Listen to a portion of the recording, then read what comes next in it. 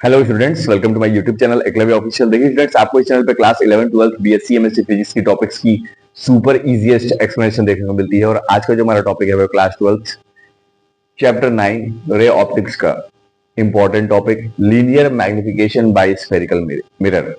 देखिए linear magnification क्या होता है। किसी भी स्फेरिकल मिरर का जब भी हम लीनियर मैग्निफिकेशन की बात करते हैं तो वो होता है size of the image upon में size of the object. Clear? क्या लिखते हैं हम लोग? Linear magnification is equal to size of image upon में size of object। Basically linear magnification को हम लोग स्मॉल m से डिनोट करते हैं, साइज ऑफ इमेज को I से और साइज ऑफ ऑब्जेक्ट को O से डिनोट किया जाता है। तो यहाँ पे जो लीनियर मैग्निफिकेशन है, आपके क्वेश्चन जो आपके बनेंगे लीनियर मैग्निफिकेशन पे, वो लीनियर मैग्निफिकेशन के u और v के टर्म्स के फॉर्मूले पे भी बनेंगे और i और o के भी फॉर्मूले पे बनेंगे। तो ये तो आप लोग को पता है कि the ratio of size of image और साइज ऑफ ऑब्जेक्ट, उसको लीनियर मैग्निफिकेशन बोलते हैं। तो इसी फॉर्मूले को हम u और v के टर्म्स में करेंगे, जिससे कि आप u और v के टर्म्स में लीनियर मैग्निफिकेशन को निकालेंगे। और जब भी आप लीनियर मैग्निफिकेशन के क्वेश्चन को सॉल्व करेंगे तो विच साइन कन्वेंशन आप फॉर्मूले में उन वैल्यूज को पुट करेंगे, चाहे वो v की वैल्यू हो चाहे वो u की वैल्यू हो। u क्या होता है? u पोल से ऑब्जेक्ट की जो डिस्टेंस है उसको हम u बोलते हैं, और पोल से जो इमेज की डिस्टेंस होती है उसको हम v बोलते हैं। तो यहाँ पे कोई स्फेरिकल मिरर हम लोग ले लेते हैं इस तरीके से, ठीक है। और ये जो हमारा स्फेरिकल मिरर है वो कॉनकेव मिरर जो है इस तरीके से हम लेते हैं, और यहाँ पे एक प्रिंसिपल एक्सिस को इस तरीके से फॉल कराते हैं, और यहाँ पर P पोल हम दे देते हैं। बाकी और भी सारे कंपोनेंट्स लिख देते हैं। यहाँ सेंटर ऑफ कर्वेचर दे देते हैं, और इन दोनों के बीचों बीच एकदम क्या होता है, फोकस होता है। तो यहाँ फोकस हम यहाँ पे बना देते हैं। तो इसको u और v के टर्म्स में, इस फॉर्मूले को क्या कर रहे हैं, अब u और v के टर्म्स में हम करने की कोशिश कर रहे हैं। तो उसके लिए हम क्या करेंगे, यहाँ पे बियॉन्ड सी एक ऑब्जेक्ट यहाँ प्लेस करेंगे हम लोग, और जब भी ऑब्जेक्ट से जब लाइट रे फॉल करेगी टुवर्ड्स मिरर इस तरीके से, तो हमेशा कहां से पास होती है? फोकस से पास होती है। एक लाइट रे हम फॉल कराएंगे कहां से? पोल पे। तो एक लाइट रे हम पोल पे फॉल कराते हैं, तो अगर ये जो एंगल बना रही है, मान लेते हैं ये एंगल I है, तो इन द सेम एंगल ये रिफ्लेक्ट बैक करेगी, जहां पे हम बोलते हैं angle I equal to angle R। तो यहां पे इस तरीके से ये रिफ्लेक्ट बैक होगी, है ना, सेम एंगल पे। इसको हम R बोलेंगे। तो हम जानते हैं एंगल I क्या होता है, एंगल R के बराबर होता है। क्लियर? तो यहाँ पे देखिए इंटरसेक्शन पॉइंट मिल रहा है। तो यहाँ पे ये अगर इसको हम A और B नाम दे रहे हैं इस ऑब्जेक्ट को, तो यहां से एक एरो इस तरीके से फॉर्म करेंगे, ये A डैश B डैश, ये क्या होगा, ये image A dash B dash show करेगा। तो ये AB क्या है, हमारा ऑब्जेक्ट है, और ये A डैश B डैश क्या है, हमारा इसी का इमेज है। तो पोल से ऑब्जेक्ट की जो दूरी होती है, जो डिस्टेंस होती है, उसको मैं बता चुका हूं किससे डिनोट किया जाता है, उसको U से डिनोट किया जाता है। और पोल से जो इमेज की डिस्टेंस है उसको हम किससे डिनोट करते हैं? V से डिनोट करते हैं। क्लियर?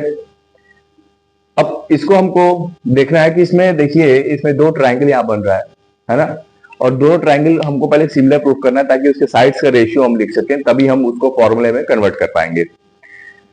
तो एक ट्राइंगल देखिए ए बी पी ट्राइंगल बन रहा है, बड़ा वाला ए बी पी, और एक है A dash B dash P, है ना।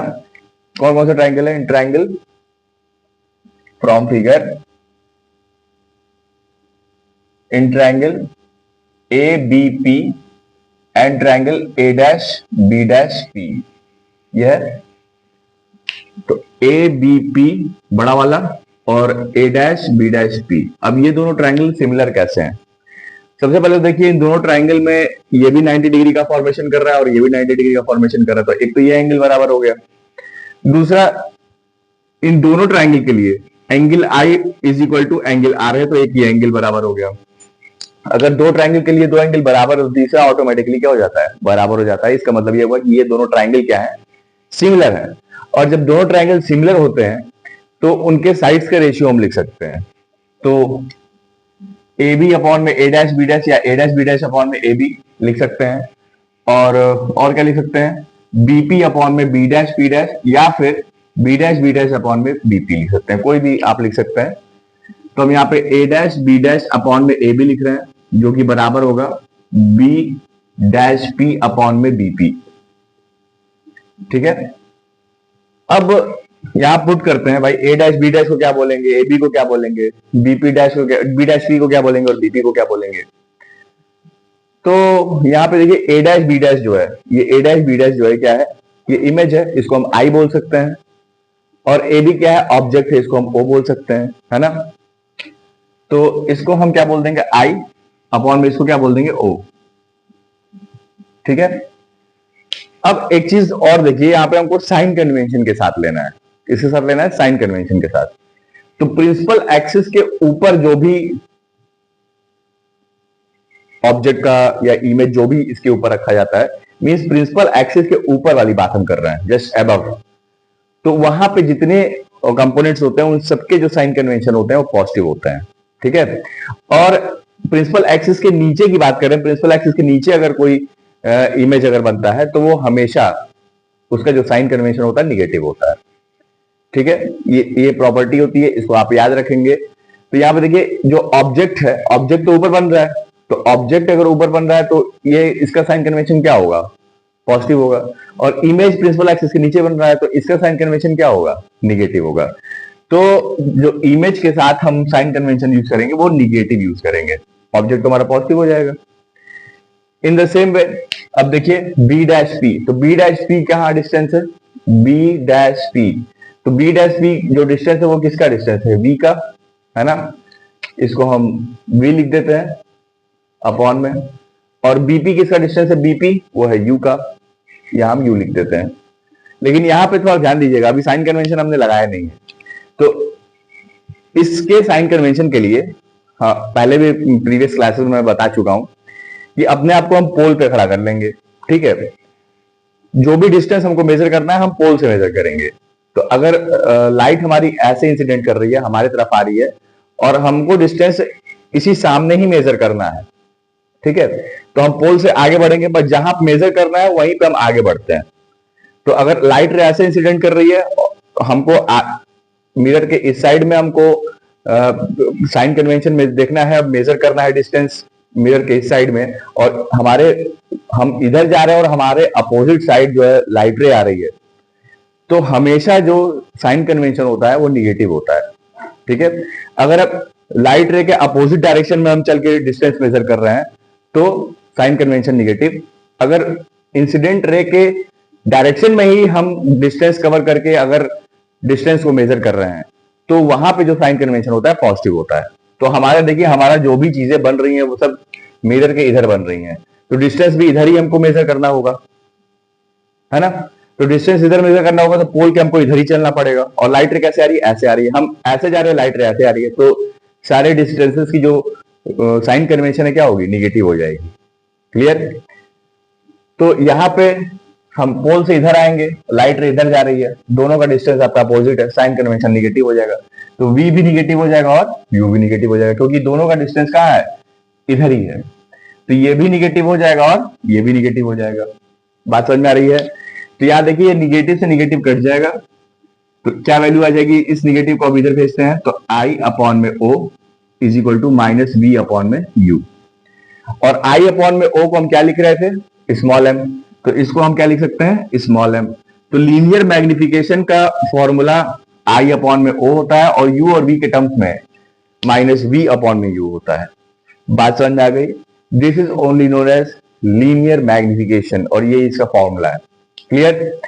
अब लीनियर मैग्निफिकेशन के कुछ केसेस हैं, उसको हम डिस्कस करते हैं कि मैग्निफिकेशन जो होगा वो पॉजिटिव कब होगा, मैग्निफिकेशन अगर निगेटिव होगा तो उसके क्या केसेस बनेंगे कि हमारा इमेज ऑब्जेक्ट कैसा होगा।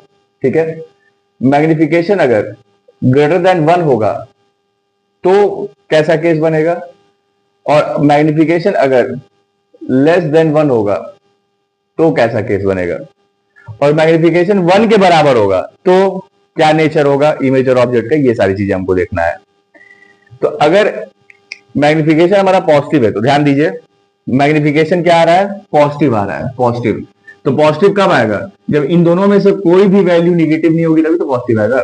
अगर इन दोनों में से कोई भी वैल्यू अगर निगेटिव हो जाएगी, कोई एक वैल्यू, तो निगेटिव हो जाएगा मैग्निफिकेशन। यानी दोनों वैल्यू आपकी क्या है, पॉजिटिव है, मतलब ओ भी पॉजिटिव है और आई भी पॉजिटिव है, मतलब दोनों ऊपर ही बन रहा है। ऑब्जेक्ट भी प्रिंसिपल एक्सिस के ऊपर है और इमेज भी जो बन रहा है वो प्रिंसिपल एक्सिस के ऊपर ही बन रहा है।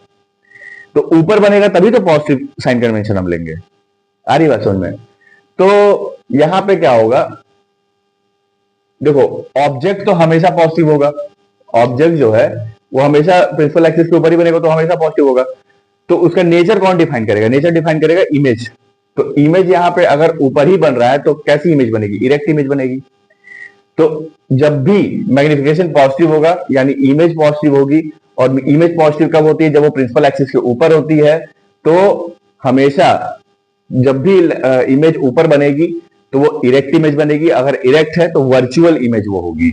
तो अगर मैग्निफिकेशन पॉजिटिव आ रहा है तो आपकी जो इमेज होगी उसका जो नेचर होगा वो इरेक्ट होगा एंड वर्चुअल होगा। क्लियर? अब देखिए मैग्निफिकेशन निगेटिव की बात करेंगे, दूसरा केस क्या है, मैग्निफिकेशन निगेटिव की बात करेंगे। मैग्निफिकेशन कब निगेटिव होगा, देखो ऑब्जेक्ट तो पॉजिटिव होगा क्योंकि ऑब्जेक्ट तो हमेशा प्रिंसिपल एक्सिस के ऊपर रखते हैं और जब ऊपर रखेंगे तो साइन कन्वेंशन पॉजिटिव ही लेंगे। आई निगेटिव हो जाएगा, आई निगेटिव करने का मतलब भाई मैग्निफिकेशन हमको निगेटिव चाहिए तो आई निगेटिव का मतलब कि प्रिंसिपल एक्सिस के इमेज कहां बन रहा है, नीचे बन रहा है। और जब भी प्रिंसिपल एक्सिस के नीचे इमेज बनता है तो हमेशा इन्वर्टेड बनता है, यहां पे देखिए बन भी रहा है ये वाला। तो इमेज हमारा इन्वर्टेड बनता है, ठीक है, और स्मॉल बनता है, इन्वर्टेड बनता है, स्मॉल बनता है, रियल बनता है ना। तो यहां पे रियल एंड इन्वर्टेड इमेज बनेगा। क्लियर? अब देखिए मैग्निफिकेशन 1 से बड़ा है, ये देखिए केस क्या है, मैग्निफिकेशन 1 से ज्यादा है, मैग्निफिकेशन 1 से ज्यादा है। तो जब मैग्निफिकेशन 1 से ज्यादा होगा तो क्या होगा, इमेज कैसा होगा, तो 1 से ज्यादा इमेज कब होगा, जब इमेज की वैल्यू बड़ी होगी ऑब्जेक्ट से।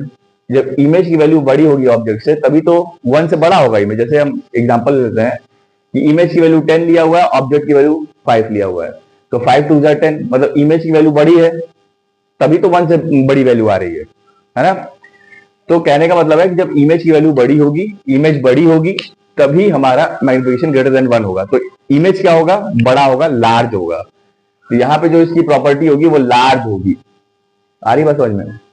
और मैग्निफिकेशन छोटा कब होगा, देखिए ग्रेटर देन लेस देन 1 है, मैग्निफिकेशन लेस देन 1। तो लेस देन 1 कब होगा, जब ऑब्जेक्ट की वैल्यू बड़ी होगी और इमेज की वैल्यू छोटी होगी, मतलब ऊपर वाली वैल्यू छोटी होगी तभी तो 1 से छोटा होगा। तो यहाँ पे जो ओवरऑल वैल्यू हमारी निकलेगी छोटी निकल करके आएगी, यानी यहाँ पे जो इमेज का साइज होगा लेस देन 1 में वो स्मॉल होगा। तो यहाँ पे स्मॉल इमेज जो है बन करके आएगी। तो ऐसे हम इसका नेचर प्रिडिक्ट कर सकते हैं। और मैग्निफिकेशन 1 के बराबर अगर है तो क्या होगा, अगर मैग्निफिकेशन 1 के बराबर आ रहा है मतलब इमेज कब 1 आएगा, जब इसकी वैल्यू बराबर हो जाएगी तभी तो कट के 1 आएगा। आ रही बात समझ में? मतलब साइज ऑफ इमेज और साइज ऑफ ऑब्जेक्ट क्या है, एक बराबर एक समान है ना, इक्वल है दोनों। तो इस कंडीशन में क्या होगा, साइज ऑफ इमेज बराबर होगा साइज ऑफ ऑब्जेक्ट के। क्लियर? तो ये आपका मैग्निफिकेशन इस तरीके से आप कैलकुलेट कर सकते हैं। अच्छा एक चीज और देखिए, अगर मैग्निफिकेशन आपका माइनस, या आप ये मान के कोई भी कुछ भी मान लीजिए, -2 है, चलिए -2 है। तो अगर आपका दिया हुआ है कि मैग्निफिकेशन किसी स्फेरिकल मिरर में -2 अगर दे रहा है इस तरीके से, तो आप इसका नेचर बताओ। तो नेचर कैसे बनाएंगे आप, नेचर निगेटिव है तो निगेटिव मैग्निफिकेशन निगेटिव होता है तो क्या होता है, रियल और इन्वर्टेड। यानी अगर निगेटिव यहाँ पे दिखाई दे रहा है तो इमेज जो बनेगा रियल और इन्वर्टेड बनेगा। और 1 से ज्यादा आ रहा है यानी 2 आ रहा है, या 1 से ज्यादा आ रहा है तो इमेज कैसा बनेगा, लार्ज बनेगा। तो इसकी मैग्निफिकेशन जो दिया हुआ है इसको देखते हुए आप प्रॉपर्टी बता सकते हैं, इमेज का नेचर बता सकते हैं कि सबसे पहले तो ये रियल और इन्वर्टेड है, निगेटिव से समझ में आ गया। और 1 से बड़ा है, 2 है, तो यहाँ पे लार्ज इमेज बन रहा है। तो लार्ज, रियल और इन्वर्टेड, इस तरीके से आप किसी भी क्वेश्चन में मैग्निफिकेशन को देखते हुए आप उस बने जाने वाले जो इमेज है उसकी नेचर को इस तरीके से सॉल्व कर सकते हैं। आप इसका आंसर यहीं से प्राप्त कर सकते हैं। आ गई बात समझ में? उम्मीद करूंगा कि सभी को लीनियर मैग्निफिकेशन की बात समझ में आई होगी। इस पे हम लोग न्यूमेरिकल्स भी करेंगे स्टूडेंट्स, लेकिन जब सारे कॉन्सेप्ट्स क्लियर हो जाएंगे, आपके एक एक टॉपिक के कॉन्सेप्ट्स क्लियर हो जाएंगे, उसके बाद ही मैं न्यूमेरिकल को टच करूंगा ताकि आपके कॉन्सेप्ट्स क्लियर हो, ताकि न्यूमेरिकल करने में प्रॉब्लम ना आए। मैं टॉपिक वाइज वीडियो अपलोड कर रहा हूं, जिससे कि 1 बाय 1 आप उसको देखते जाइए और अपने कंसेप्ट को क्लियर करते जाइए और एक प्रॉपर नोट्स बनाते जाइए। देखिए, अगर आपके पास नोट्स नहीं रहेगा तो लास्ट टाइम में प्रॉब्लम होने लगती है बच्चों को, तो नोट्स बनाते जाइए। अगर आपको नोट्स चाहिए तो टेलीग्राम चैनल को ज्वाइन कर लीजिएगा, जिसका लिंक डिस्क्रिप्शन बॉक्स में दिया हुआ है। आप हमसे कांटेक्ट भी कर सकते हैं। क्लासेस रेगुलर बेसिस पे चल रही हैं। और बेटा, अगर वाकई में क्लासेस समझ में आ रही हैं तो वीडियो को लाइक जरूर कीजिएगा, चैनल को सब्सक्राइब कीजिएगा और अपने फ्रेंड्स के साथ शेयर कीजिएगा। Thank you so much.